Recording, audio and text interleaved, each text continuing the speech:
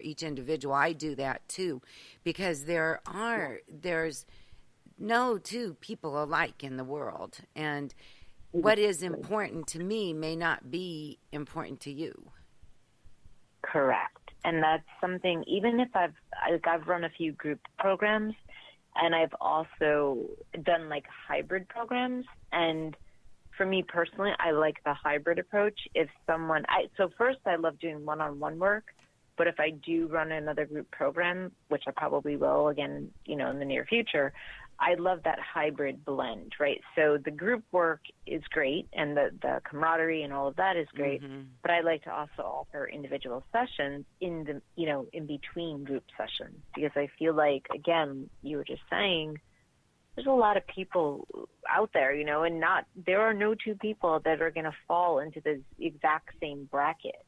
It could be similar, but they're going to have their own personal, values, their own personal reality, right? Like what's real for them at the moment.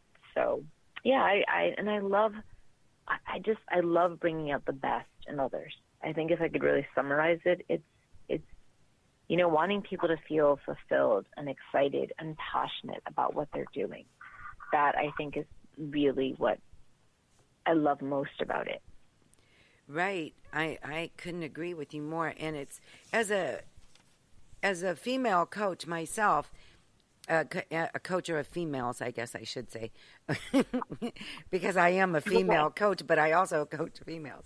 I don't especially coach entrepreneurs. I coach women that are going through transition, and that's my niche, like divorce or death or empty nesters or graduated from college and don't know where to go next, those kind of things. And and it's so funny, not funny, how we as women, as a collective, have we downplay our strengths so much, and we look at all the things that we're not good at, or the things that we don't like about our face or our bodies or our hair, and we focus on that rather than our strengths. And I think that's why it's so hard for some women, not all, some women are totally in tune with it, to find what they're so passionate about. Do you agree with that? And why do you think that is? I do agree with that 100%. Probably 1,000% if I could. I feel that, well, here's the other side of it too, right? It's not isolated to women who are only in the United States and, and or in Canada or something. Women all over the world, right? Okay, because I work with women internationally from every walk of life you could possibly imagine. And we are all really striving for the same thing. It doesn't matter what our religion is, the color of our skin, the color of our hair. None of that matters, right? What matters is that as women, we want to feel that, we're doing something that is making an impact in the world. We want to feel loved. We want to feel accepted. We want to feel appreciated. All of those things, I mean, that's just being human. Why I think it's easier to focus on the negative for so many of us is because, unfortunately, we know that, as we're growing up, we're really at the mercy of societal norms and societal practices that are sort of ingrained in us from the time we're young, and it may be, whether, having to be thin or having to have this particular look or have this style or not look, should I say, old, right? I mean, that's another huge industry, right? God forbid we look like we're actually aging, because aging in and of itself is a beautiful process, but we don't value that process, right? We want to erase it, right? We want to anti-aging. That's a huge word, right? And I feel like if we're not aware and we're not really, truly tuned in, it's way easier to listen to all the negativity, right? you're not good enough because A, B, C, D, E, F, G, you could fill in the blanks. And I think there's also on a very deep level, I think, our ego is strong, right? It wants us to play small. It wants us to stay stuck. And there comes a point in time when you have to decide, are you, like you said, going to be a victim, or are you going to basically take back your own personal power and say, no, that is not how I choose to live my life, and I'm okay with that. But I don't think it's quite as easy for some. I know for myself, I struggled for years with self-confidence and body image and all kinds of things. But now here I am, approaching 40, and it's like I'm finally at a point in my life where I'm like, I really do love myself, and I don't see flaws. I don't see, do I see, signs of things that weren't there when I was 20? Of course I do. But I don't look at it as something negative. But I think we have to almost like give ourselves permission to think that way. We do, don't we? We have so much to unlearn before we start accepting. And, that's one good thing I have to say. Younger women that are having babies now are raising their girls differently than how girls were raised. So they're not learning all those gender boundaries or gender-specific jobs or roles, which is so important, isn't it? It is so important, absolutely. Women have been oppressed from, the very beginnings of all time, and I do feel that we're living in a very powerful time right now. I really do. I feel like we are coming together. We're recognizing that we're more alike than not, and realizing that we have to band together. And if we are to rise up as, a subset of the population, we have to band together and stick together and not hurt each other and not attack one another. That's exactly what the devolution is all about. It's about uniting women with red wine and laughter for the mutual elation of humankind. Oh, I love it. Thank you. That's amazing. Good. Thank you. So, I know I live in a big city that, well, I guess it's not that big. It's a medium-sized city that is in the process of evolving into kind of I don't want to say an art mecca, but it's up and coming. We have a bunch of new apartment buildings downtown that young people are moving into, young professionals. We have new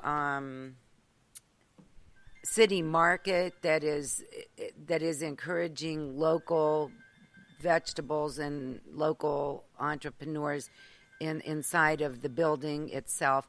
So we are becoming more self-sufficient and more sophisticated, for lack of a better word. But in the process, there's a lot of female entrepreneurs, young female entrepreneurs, just in the downtown area. And what would you, and I'm sure this is true with many downtown areas right now, because the population of entrepreneurs has changed to mostly female in the last little while here. So how would you encourage these women to work together and support each other? What words of advice would you give to them? I think it's really about valuing one another's skills and beautiful, unique traits. I feel like all of us have something that is a little bit different from the others, right, from somebody else, but it's all equally important and it's all equally valuable. And I think that's what it is. It's reaffirming and understanding that, when we work together, we are stronger. When we come together, we are stronger. When we speak together, like this, even this right now what you're doing, right? Like, this is a beautiful thing because you are perpetuating a beautiful cycle of, you know, helping other women to truly feel and experience the best life that they can. And so for me, it's more about reaching out. It's about networking. It's so much more than just saying hello, right? It's actually forming bonds and relationships and just being with other women and helping them to stand on their own 2 feet.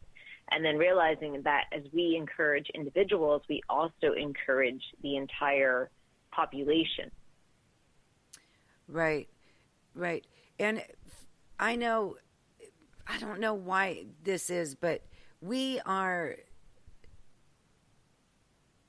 as a race, as the human race, are so judgmental and have our faces in everybody else's business. It doesn't matter. Anything that doesn't affect you should be left alone, right? I tend to agree with that. Absolutely. So what would you suggest to a young woman that still has like some of those old ideas in her head of being competitive and judgmental? How do you have a specific exercise that you do, or what words of wisdom would you have to overcome that? I think at the core of that is truly more about the individual having some kind of self-loathing beliefs,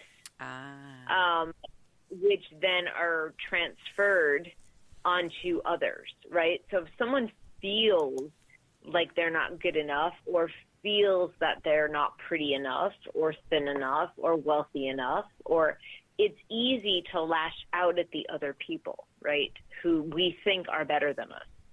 However, what I have learned and experienced and also teach is that we have to love ourselves first. We have to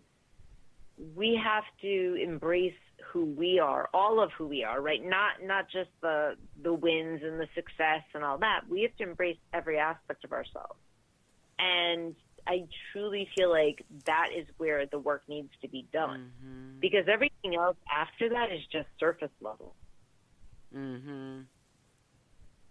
So that's why I love the process of really just helping women to overcome their own fears and their own judgments. Because if they're judging themselves, they're definitely judging others. Right. That's right. Boy, that's so true. So we put all this BS on top of ourselves, of us not being equal to other people, when in reality we are all equal. It doesn't really matter. Nothing really matters. Nobody's more special than anybody else. If somebody's special, then we're all special. That's just the way it is. Exactly. So you have a business of helping female entrepreneurs find what they're passionate about, and then you help them become more visible on social media. Is that correct? Yes, that is correct. It's a nice combination of both, mindset work, figuring out what it is that you're truly gifted at. And then, of course, showing people how to do it in an authentic way that feels good for them. See, that's the key right there, and in an authentic way, and not in a I'm in your face kind of way. Exactly. So I like that. I like that. And I always like what you say. You say really good things, too. On your Facebook page, I watch that. So if a female entrepreneur, I know you have something else at 12:30 here. If a female entrepreneur wanted to get a hold of you to work with you, how would they do that? Yeah, so the best way to do that would either be to send me a message on Facebook, because I'm always on there. However, if someone is not on Facebook, the other option would be to email me, and you can email me at lisa@positivetransformation.net. And I will get the email, and I'm happy to, discuss, chat, connect, all of that. That would be the best way. Excellent. Well,